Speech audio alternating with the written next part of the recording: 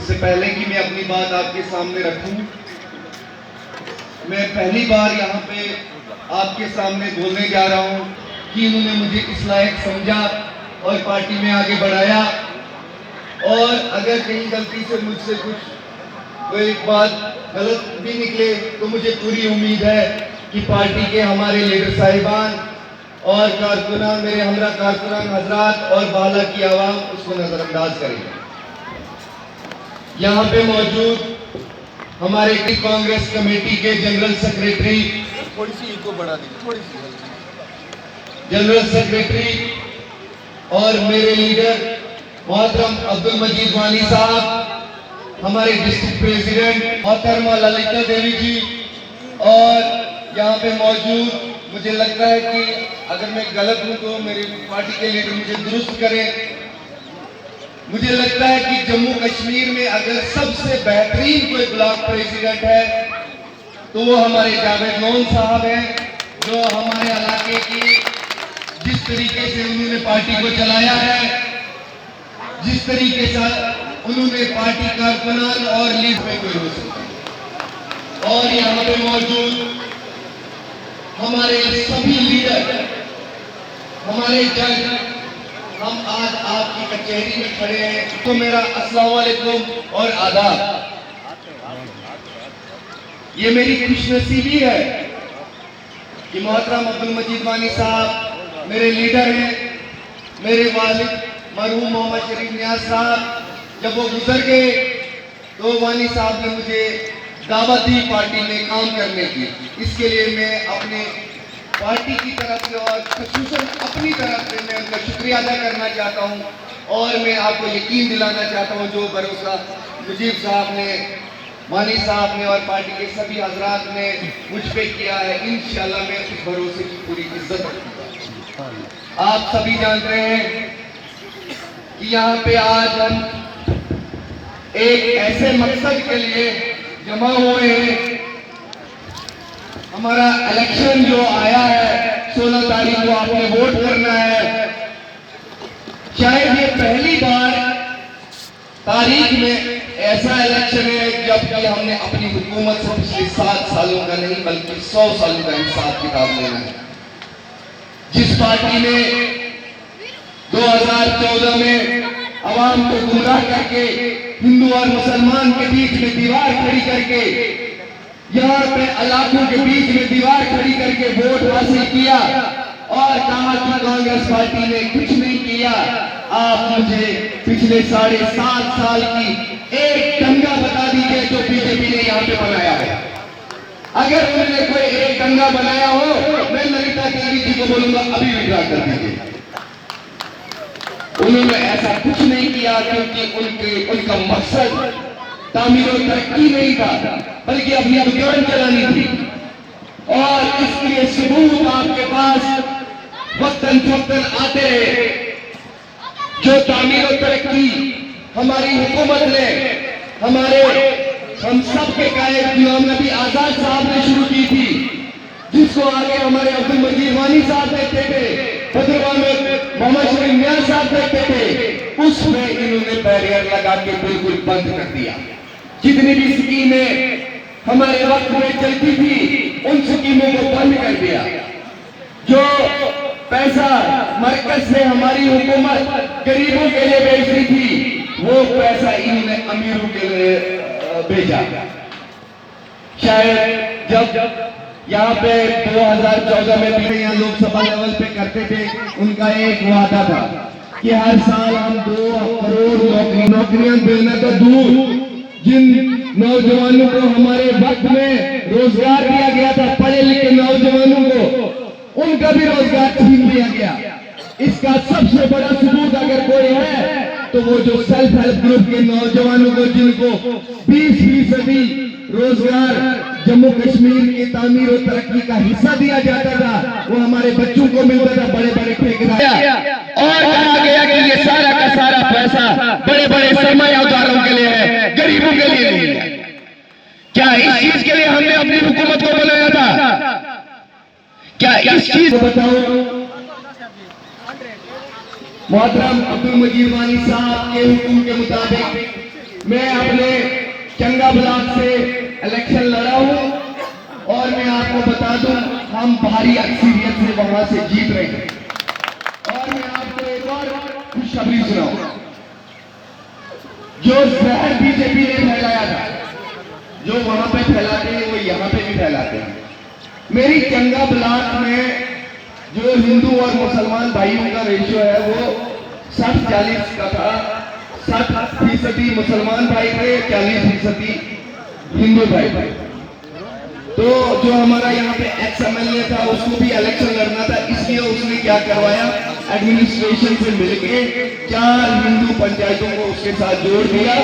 उनको लगा कि हम इसकी मुखालफत करेंगे, मगर मैंने उनका खैर मकदम किया। मैंने कहा ये भी हमारे लोग हैं, इन्होंने आज तक हमें वोट दिया है, किसी ने दिया है किसी ने नहीं दिया है, मगर हम इन पे भरोसा नहीं करें तो ये गलत बात होगी।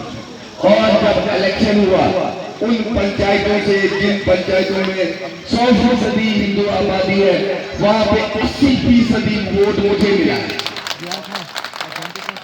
और मैं आपको बताऊं, हम बीजेपी वालों की तरह नहीं है, नेशनल कॉन्फ्रेंस वालों की तरह नहीं है। जब यहाँ पे अलायंस की बात हुई, गुप्कार अलायंस के साथ हम जुड़े। कांग्रेस के गवाह हमारे मजीद वानी साहब हैं, हमारी पार्टी के सीनियर लीडर हैं, ये हमारे सीनियर लीडरों के साथ राब्ते में थे। मगर जब नेशनल कॉन्फ्रेंस और पीटीपी वालों को कहा गया कि अगर आप लोग बीजेपी के साथ अलायंस नहीं करेंगे तो आपको जेलों में बंद कर दिया जाएगा। करगिल में पीटीपी और बीजेपी का और नेशनल कॉन्फ्रेंस का अलायंस है, क्या आप लोग ये जानते हैं? और जब उन्होंने बीजेपी के साथ अलायंस किया, हमने मुनासिब नहीं समझा कि हम उस अलायंस में रहें।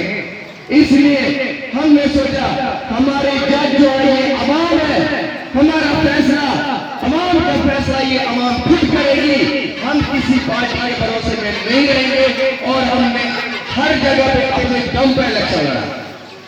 करगिल की बहुत दूर की बात है, जरा नेशनल कॉन्फ्रेंस और बीजेपी वालों को पूछिए कि अगर आप एक तरफ से मुसलमानों के ठेकेदार बनते हैं और दूसरी तरफ से बीजेपी वाले, हिंदू नेशनल कॉन्फ्रेंस की मिलीजुली हुकूमत कैसी है? फतुआ में नेशनल चेयरमैन है और उसके साथ 3 बीजेपी के कौंसल। इनकी जबान में आपको एक बात बताऊं, जो बात नदीम शरीफ यहाँ बाला में करेगा, जो बात हलेसा में करेगा, वही दिल्ली और कश्मीर में भी करेगा।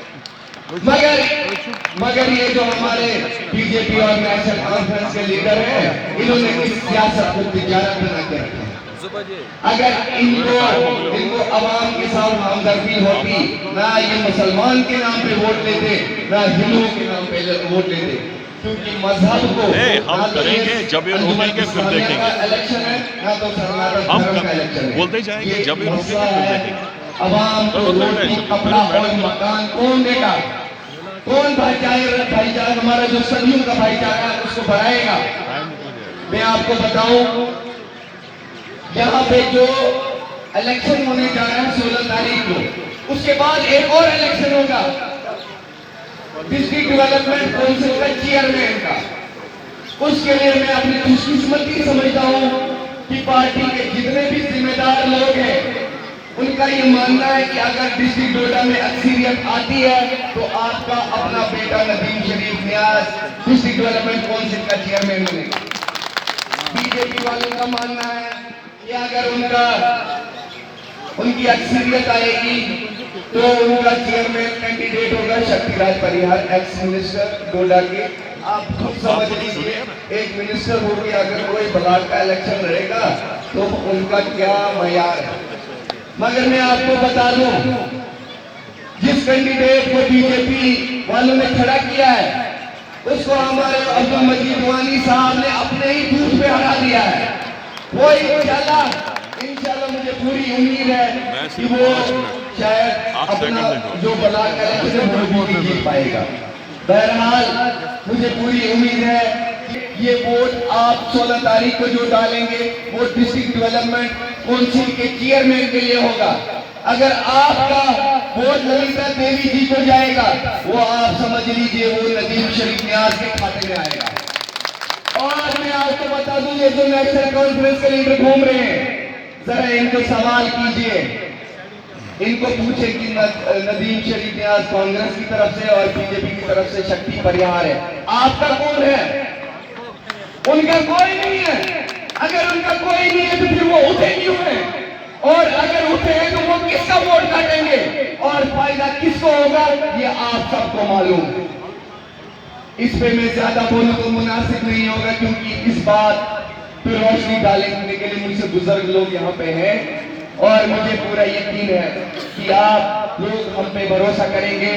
जो काम गुलाम नबी आजाद साहब ने 2 साल में किए, जो काम अब्दुल मजीद वानी साहब ने और मरहूम मोहम्मद शरीफ न्याज साहब ने किए, इंशाल्लाह उन कामों को पिछले 7 साल से जो बंद रखे थे, इंशाल्लाह मिलजुल के हम इन कामों को आगे चलाएंगे। और मैं आपसे दरख्वास्त करता हूँ, अभी मैं कोई बात कहूँ कि इलेक्शन के बाद हम ऐसा करेंगे वैसा करेंगे, वैसा अभी मैं मुनासिब नहीं समझता हूँ। मुझे पूरा यकीन है कि आप लोग हम पे, आप लोगों ने हम पे आज तक भरोसा किया और आगे भी करेंगे। आप लोगों ने मेरा एक पैगाम भाला के सभी घरों में देना है। आपने बताना है कि नदीम शरीफ ने कहा है कि कांग्रेस पार्टी एक ऐसा काम करने जा रही है जो 7 साल में बीजेपी की मेहरबानी है। आपने कहना है कि जो बीजेपी और नेशनल कॉन्फ्रेंस ने आवाम के बीच में दीवार बना के रखी है, मजहब के नाम पे, इलाके के नाम पे, नदीम शरीफ न्याज उस दीवार को तोड़ के अमन अमान के तामीर और तरक्की के पुल बनाएगा।